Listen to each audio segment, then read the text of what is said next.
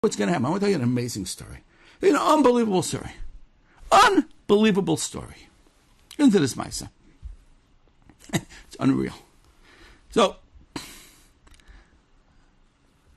the Heilige Reb Chaim Kanievsky, Zecher Tzaddik v'Kodesh Levracha, Schusi Yogan Aleinu. Reb Chaim Kanievsky is nifter. Right? So, I have an uncle, very close with him. Met with him many times. He was in Eretz Yisrael at the time. And he decided, I want to be at that Levaya. I got to be there. I got to be Oibanon. But he's got no way to be Oibanon. How's he going to be right there with the Aron? He doesn't want to stand. He and his wife is coming with him. He's afraid, I'm going to get trampled. He doesn't want to be 8 blocks away listening on a Ramkol. He wants to be there. So, he's not sure what to do.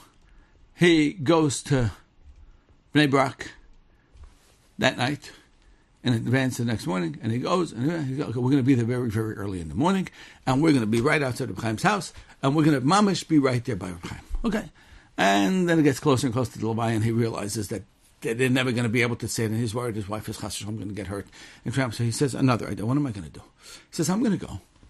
I'm going to look around. He looks around, and he sees there's an apartment that has a porch, a marpeset, that comes out of the building, and seems to be facing right opposite Reb Chaim's house, so he'll be mamish right with the Levaya. He's going to be right opposite if he can somehow get into that marpeset. Figures out what apartment it is, goes inside, knocks on the door, and he says, I want an offer to you. I would like to rent your marpeset. Name your price. I want to rent your marpeset.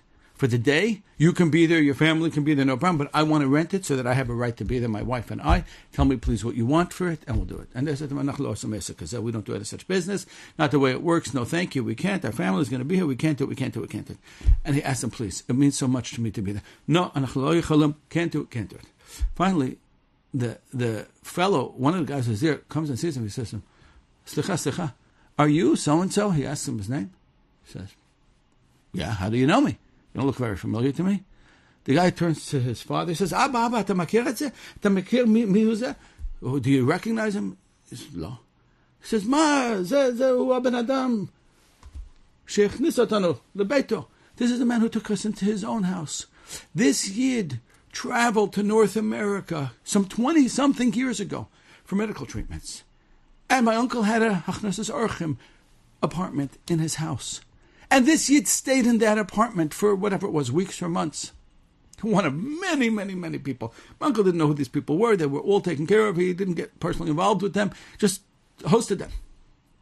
He said, Zeh ben Adam, b'vakasha, please come in. You're ours. You come in. We'll take care of you. Of course, Chas v'shalom, we don't want nothing from you. We just want to be makar taif to you. My uncle said he had mamish front row seats to the Levaya, which was so meaningful to him. How? Who? What?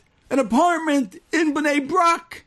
How many apartments are in Bnei Brak? 50,000 apartments are in Bnei Brak. But this guy was the one whom he took care of 25 years earlier. Shlach lach mucha pnei hamayim, on the water. You're never going to see it again. No, it's going to come back to you. Forever yom timtzenu. It's going to come back to you.